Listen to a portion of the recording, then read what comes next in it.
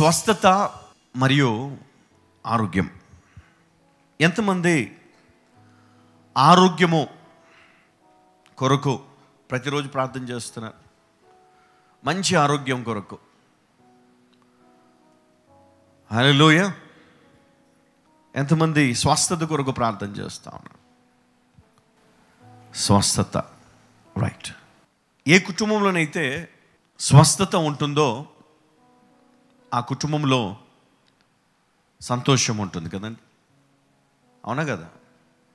ఏ కుటుంబంలో అయితే ఆరోగ్యం ఉంటుందో ఆ కుటుంబంలో ఏముంటుంది? దేవుని దీవెన ఉంటుంది అక్కడ.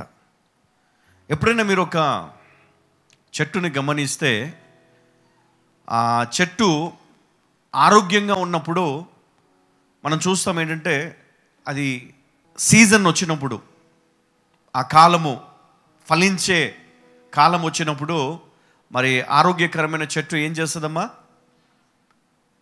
దాని ఫలాన్ని ఇస్తుంది కదా. ఒకవేళ ఆ చెట్టు కనుక అనారోగ్యముతో ఉంటే, ఒకవేళ ఆ పూత వచ్చినా కూడా ఆ పూత కూడా ఏమైపోతుందండి? పాడైపోతుంది. అది పనికిరాదు కదా. ఈరోజు అనేక కుటుంబాల్లో ఈరోజు ఏముందంటే అనారోగ్యం. అనేక కుటుంబాల్లో ఇంకా వ్యాధి, ఆరోగ్యం లేదు. సంతోషమో ఉండదు కదా. ఆరోగ్యం లేనప్పుడు ఇక్కడ సంతోషం ఉంటుందమ్మా?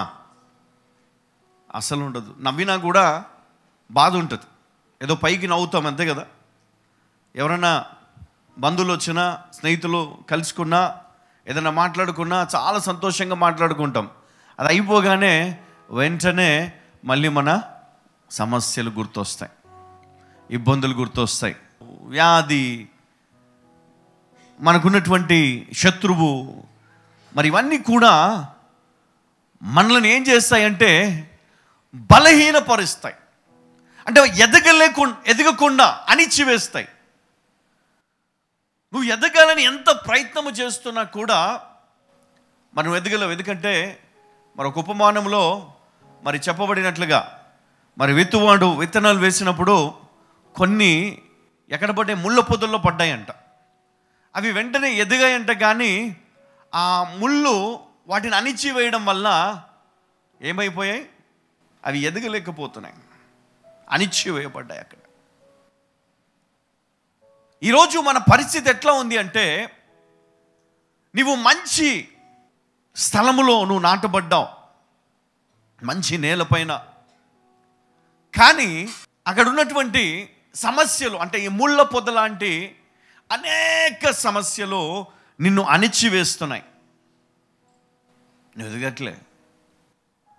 ఎదగట్లేదు.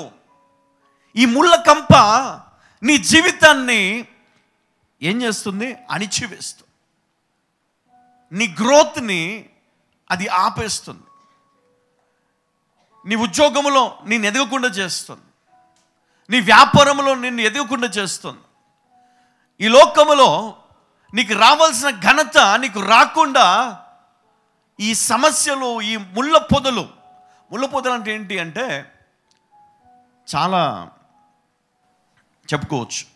అపవాది యొక్క ఉచ్చు అని చెప్పొచ్చు, లేదా నీ శత్రువు చేసే ఆ దాడి, నువ్వు ఎదగలేకపోతున్నావు. లేదా కొన్నిసార్లు నీవు బయటికి వచ్చే మార్గము దేవుడు పెట్టినా కూడా నువ్వు గ్రహించలేని స్థితిలో ఉన్నావు. ఈరోజు ఆ ముళ్ళ పొదలు ఉన్నాయి.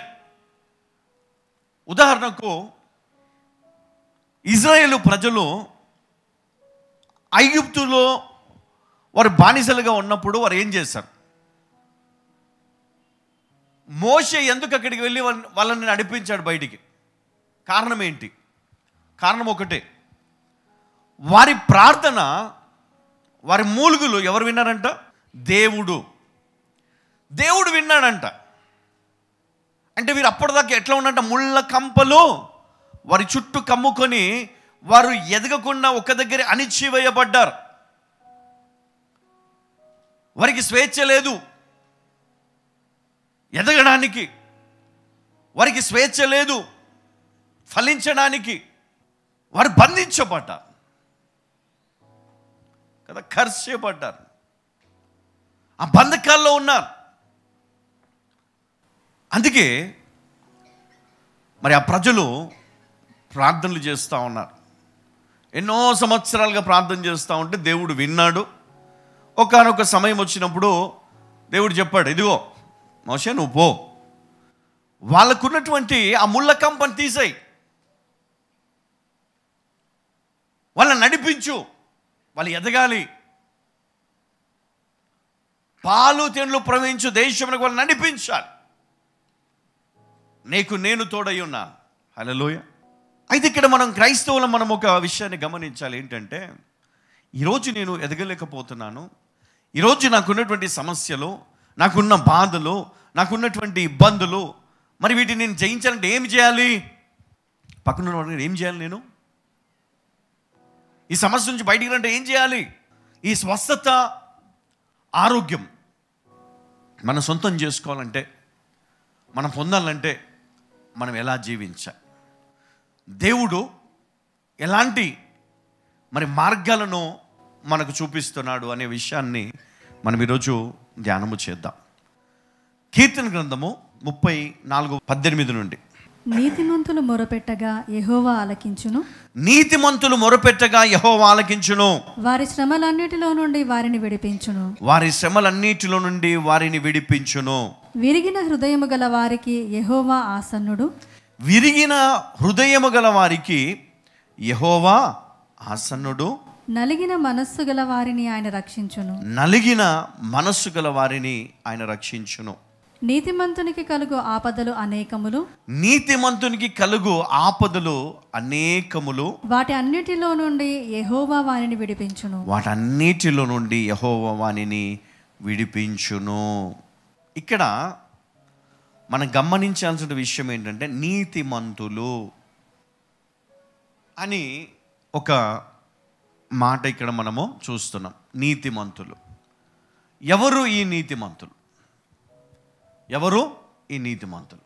పాస్టర్ గారు, నేను ప్రార్థన చేస్తున్నాను, ఎంతోమంది దైవజనులు నా తలపైన చేయి పెట్టి ప్రార్థన చేశారు, నా కొరకు ప్రవచించారు, కానీ ప్రవచనాలు నెరవేరలేదు, నా గురించి ప్రార్థన చేశారు, నేను విడుదల పొందలేదు, స్వస్థత పొందలేదు, నా పరిస్థితి మారలేదు, నేను ఎలా ఉన్నానో అలాగే ఉన్నాను, కారణం ఏంటి? ఈ ప్రశ్న ఒక విశ్వాసి ఒక దైవజనునికి మరి ఈ ప్రశ్న అడిగాడు. అయ్యా, మరి ఇది నా పరిస్థితి అని అడిగినప్పుడు మరి ఆ దైవజనుడు చెప్పినటువంటి సమాధానం ఏంటంటే, చూడయ్యా, 34వ దావీదు కీర్తనలో విధంగా రాయబడింది ఏంటంటే, నీతిమంతులు మొరపెట్టగా యెహోవా ఆలకించును, వారి శ్రమలన్నిటిలో నుండి వారిని విడిపించును. శ్రమలన్నిటిలో నుండి వారిని విడిపించును. నువ్వు ఏ శ్రమ అయితే నువ్వు కలిగి ఉన్నావో, దేవుడు మాట ఇస్తే మాట తప్పే దేవుడు కాదు కదా. 10 మంది కుష్ఠరోగుల్లో ఒక్కడు వచ్చి ఏం చెప్పిపోయాడు? సాక్ష్యం చెప్పిపోయాడు, మిగతా వాళ్ళు రాలే. నీతిమంతులు, ఇప్పుడు అందరు నీతిమంతులు కాదండి. యెహోవా దేవుడు ఈ భూమిపైన చూసినప్పుడు ఒక్కడు లేడంట నీతిమంతుడు. ఒక్కడైనా ఉన్నాడా అని చూసినప్పుడు ఒకే ఒక్కడు ఉన్నాడు. ఎవరంట ఆయన? నోవహు. మరి ఆయనను బట్టి ఆయన కుటుంబాన్ని దేవుడు విడిపించాడు, కాపాడాడు. మరి నీతిమంతులుగా మనం జీవించాలని దేవుడు కోరుకుంటున్నాడు. నీలో పాపం ఉండకూడదు, నీలో దేవునికి ఇష్టము లేనివేవి కూడా కనపడకూడదు. వాటికి ఏం చేయాలి అంటే మరి ధర్మశాస్త్రంలో అనుసరించాలని వాక్యం చెప్తాం. మరి పాత నిబంధన ప్రకారమేమో ధర్మశాస్త్రం, మరి నూతన నిబంధనలు మనం చూసినప్పుడు మరి అపోస్తుల మరి బోధలు కావచ్చు, యేసుక్రీస్తు బోధించింది కావచ్చు, మనము పరిశీలించి మనం చూసినప్పుడు మరి ఆయన అనుభవించినటువంటి మరి ఆ శ్రమల ద్వారా, ఆయన చిందించిన రక్తము ద్వారా, ఆయన తన ప్రాణాన్ని అర్పించడం ద్వారా మరి ఇక్కడ నీవు నీతిమంతునిగా తీర్చబడుతున్నావు. నీవు నీతిమంతునిగా తీర్చబడుతున్నావు అంటే ఈరోజు నీకొక మార్గం ఉంది. ఏంటంటే యేసు క్రీస్తును గనక నువ్వు ఆశ్రయిస్తే నీవు నీతిమంతురాలవు, నీతిమంతుడవుగా తీర్చబడతావు. ఎప్పుడైతే నువ్వు ఆయనను ఆశ్రయిస్తావో ఆయన కలిగి ఉన్నటువంటి నీతిని బట్టి నీవు నీతిమంతురాలుగా, నీతిమంతునిగా దేవుడు నిన్ను మారుస్తాడు. హల్లెలూయా.